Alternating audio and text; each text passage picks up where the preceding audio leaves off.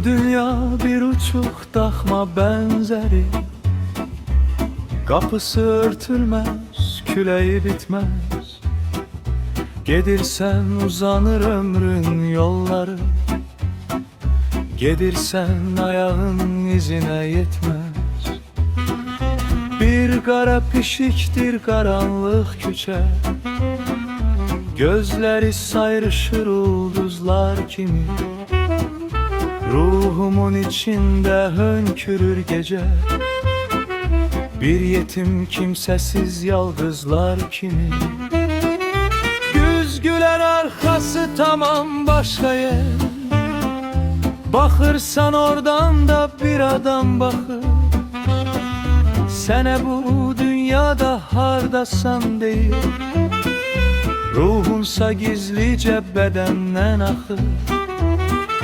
Güz güler arkası tamam başka yer, bakırsan oradan da bir adam bakır. Sene bu dünyada hardasan değil, ruhunsa gizlice bedenden akır.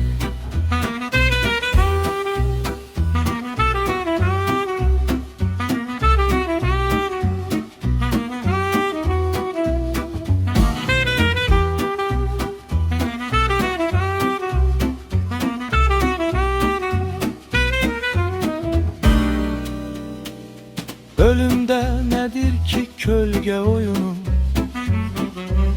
divara dokunan ellerin resmi. Tanrı bu dergahta çekir soyumu, sesime ses vermir bəs niye resmi. Ben vardım ya yoktum, bu ne tapmaca. Güz güler gocalır baktığım yerde, bir derviş attı mı gelir yavaşça, gizlenip hamıdan o ak perdede. Güz güler arkası tamam başka yer, bakırsan oradan da bir adam bakır. Sene bu dünyada hardasan değil, ruhunsa gizlice bedenden akır. Güz güler arkası tamam başka yer, bakırsan oradan da bir adam bakır. Sene bu dünyada hardasan değil, ruhunsa gizlice bedenden akır.